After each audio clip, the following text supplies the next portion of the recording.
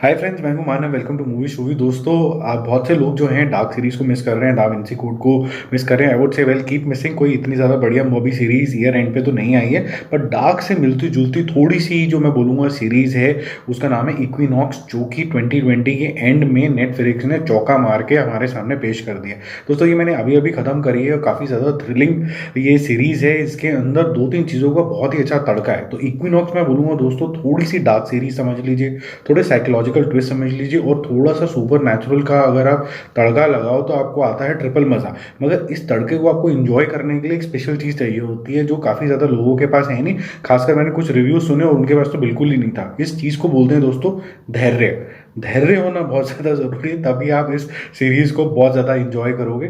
दोस्तों, कुछ सीरीज़ को ढंग से समझने के लिए, कैरेक्टर्स की मनोदशा को समझने के लिए, और क्यों वो मान लीजिए किसी सुपर नेचुरल चीज़ को बिलीव करते हैं या फिर वो किसी ट्रॉमा में होते हैं, उसको समझने के लिए कई बार कैरेक्टर डेवलपमेंट में बहुत ज़्यादा ध्यान दिया जाता है। और स्कैंडिनेवियन सीरीज़ जो आजकल काफ़ी सारी नेटफ्लिक्स पे अब आ रही हैं। लास्ट मैंने एक नॉर्थ सीरीज़ देखी थी जिसका नाम रैंगरॉक था। उसके अंदर भी मैंने ये देखा था कि काफ़ी ज़्यादा स्लो होती हैं, डार्क होती हैं, और कहीं ना कहीं एक साइकोलॉजिकल जो बिहेवियर एलिमेंट होता है ह्यूमन में, उनको बहुत अच्छे से दिखाती हैं। और जिस तरीके से ये शूट होती हैं उसके अंदर थोड़ा बहुत तो जो मैं बोलूँगा स्केरी तो नहीं, बट थोड़ी हल्की फुल्की ईरी सी फीलिंग तो आपको आती है जिस तरीके से वो शूट करते हैं, क्योंकि वहाँ का जो मौसम है, मिजाज है, वो भी इसी तरीके का है।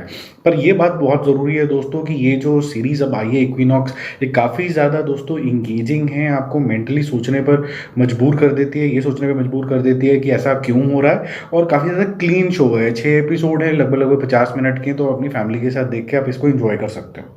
दोस्तों, जैसे मैंने बोला कि काफ़ी ज़्यादा वेल मेड शो है, गुड स्टोरी है, जिसके अंदर एक मिस्ट्री है अपने एक फैमिली मेम्बर को ढूंढने के लिए। तो जो स्टोरी है 1999 और 2000 के अंदर जो है स्विच ओवर होती रहती है, आगे पीछे होती रहती है।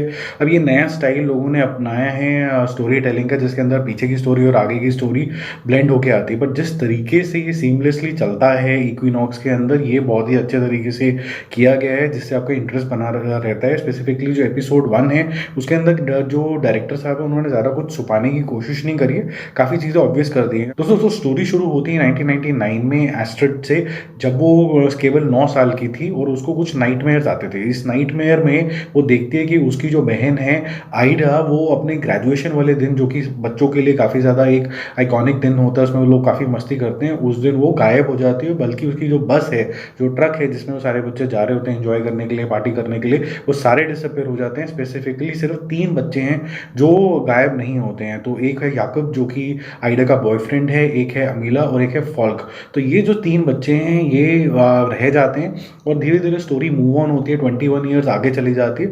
पर जो नाइटमेयर्स हैं जो कि एस्ट्रिड को आ रहे हैं, वो लगातार आते ही रहते हैं। और एक और हादसा होता है जिसकी वजह से अब उसको ऐसा लगता है कि ये जो डिसअपेयरेंस थी, वो जो थी उसके अंदर कुछ सुपर नेचुरल था, कुछ और चीज़ें इन्वॉल्व थी। तो वो ही चाहती है कि इसको वो रीडिस्कवर करे, और ये रीडिस्कवरी करने के लिए अपने प्रोफेशन का यूज़ करती है। बेसिकली वो एक रेडियो जॉकी है, जो कि वो नाइट शो के अंदर जाके सुपर नेचुरल थिंग्स की बात करती है। और अचानक से वो आइडा का जो बॉयफ्रेंड है याकूब, जैसे मैंने आपको बताया, वो एक दिन कॉल करता है और वो बोलता है कि उसको सब कुछ पता है।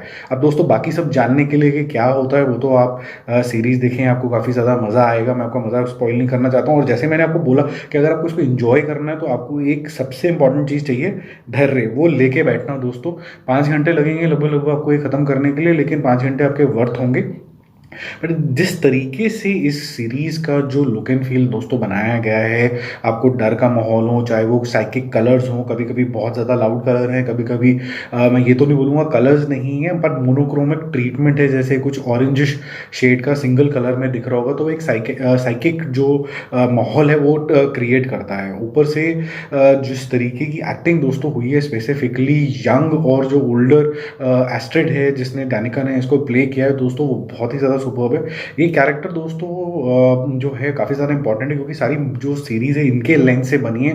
तो इनका दर्द, इनकी कन्फ्यूजन, और ये जिस तरीके से ये नहीं जानते कि इनको क्या चाहिए और कब चाहिए, और जिस तरीके के इनके अंदर जो उबाल होता है, जो अंदर इकट्ठा हुआ होता है, 21 साल तक इन्होंने कोई एक्शन नहीं लिया है उसको सॉल्व करने के लिए, और अब वो ये एक्शन ले रही हैं अपनी बहन को ढूंढने के लिए। तो किस किस मनोदशा से वो गुजरती हैं, ये काफ़ी अच्छा दर्शाया गया। दोस्तों, जो बात आपको यहाँ पर बहुत अच्छी लगेगी, आपको शायद ट्रेलर ट्रेलर में ही अच्छी लगनी शुरू हो जाएगी, वो ये है कि डार्क सीरीज से इसकी काफ़ी ज़्यादा रिजेम्बलेंस है। तो आपको जो वुड्स हैं, फॉरेस्ट हैं, इनफैक्ट वो केव का जो ओपनिंग है उस तरीके तक के लेवल तक आपको छोड़ दिया जाएगा। जो ट्रायंगल बनता है काफ़ी फेमस डार्क सीरीज में, वो इसके अंदर भी यूज़ हुआ है। तीसरी चीज़ जो अनकैनी है काफ़ी ज़्यादा, कहीं ना कहीं जो म्यूज़िक है जो ओपनिंग क्रेडिट्स में आता है वो भी कहीं ना कहीं डार्क से ज़्यादा इंस्पायर्ड है। हालांकि इनकी स्टोरीज काफ़ी ज़्यादा अलग है, मैं आपको बताना नहीं चाहता हूँ, क्योंकि जैसे मैंने बोला इसके अंदर काफ़ी ज़्यादा साइकोलॉजिकल चीज़ें हैं, सुपर नेचुरल चीज़ें हैं, और वो डायरेक्टर साहब ने इस एलिमेंट पे जाके छोड़ दी हैं कि आप कंफ्यूज हो जाते हो कि ये जेन्युइनली हुआ है कि ये मन का वहम है कि ये है क्या। अब फाइनली आप देखिए, ये सीरीज़ देखिए और मुझे कमेंट करके बताइए कि जो मैंने आपको बताया आप भी वैसा वो फील करते हो कि नहीं करते हो। और ये भी फाइंड आउट करो, आपको फाइंड आउट करना ही है कि एस्ट्रिड जो है अपने जो बहन है उसको ढूंढ पाती है कि नहीं पाती है, आइडा को ढूंढ पाती है कि नहीं पाती है, और बाकी जो बच्चे जो थे अब वो भी बड़े हो गए होंगे, क्योंकि इतने 21 साल में स्टोरी जो है वो आगे मूव कर गई है, तो वो ढूंढ पाते कि नहीं ढूंढ पाते, वो आप उसको देखिए और you get back to me and do comment. दोस्तों, मैं इस सीरीज़ को जो स्कोर करूँगा वो मैं करूँगा B+, क्योंकि मेरे हिसाब से ये काफ़ी ज़्यादा इंगेजिंग स्टोरी है। जिस तरीके से फैमिली मेम्बर को ढूंढने का अटेम्प्ट किया गया है, और जिस तरीके से इसका सेटअप है, और जो पूरा का पूरा स्कैंडिनेवियन कंट्री को ढंग से एक्सप्लोर किया गया है, कलर्स का यूज़ किया गया है, और जिस तरीके से आपका जो इंटरेस्ट गेज रहता है, पर आपको थोड़ा पेशेंट होना पड़ता है इसके लिए, वो काफ़ी ज़्यादा अच्छा है। मैंने इसको इसलिए स्कोर नहीं किया दोस्तों कि कहीं ना कहीं थोड़ी एक्सप्लेनेशन की कमी रह गई। फॉर एग्जाम्पल, ये जो रोल है एस्ट्रिड का, वो 21 साल तक क्यों वेट करती रही, पहले भी एक्सप्लोर कर सकती थी, क्योंकि उसके नाइटमेयर्स तो कभी बंद नहीं हुए थे।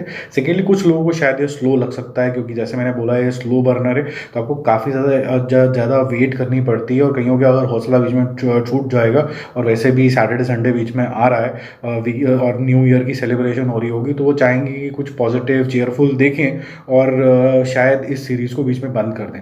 बट लेकिन अगर आप सच्चे मोशन पिक्चर के लवर हैं तो आपको लगेगा कि आपको इसको टाइम देना चाहिए और देखना चाहिए कि कैसे कैसे कैरेक्टर डेवलपमेंट हो रहे हैं, कैसे कैसे स्टोरी आगे बढ़ रही है, और फाइनली आपको ये सीरीज मेरे हिसाब से पसंद आनी चाहिए। इसलिए B+ स्कोर, जो कि एक अच्छा स्कोर है मैं तो बोलूँगा, और मेरे ख्याल से नेटफ्लिक्स ने ईयर एंड तो अच्छा ही किया है। So see you again with another review very very soon. Don't forget to subscribe the channel and don't forget to share this video with your friends. Let's increase this community of movie shoovi. आप जो है आपको ये ज़रूर करना है, क्योंकि इन तरीके के वीडियो बनाने के लिए काफ़ी मेहनत लगती है। See you. Bye.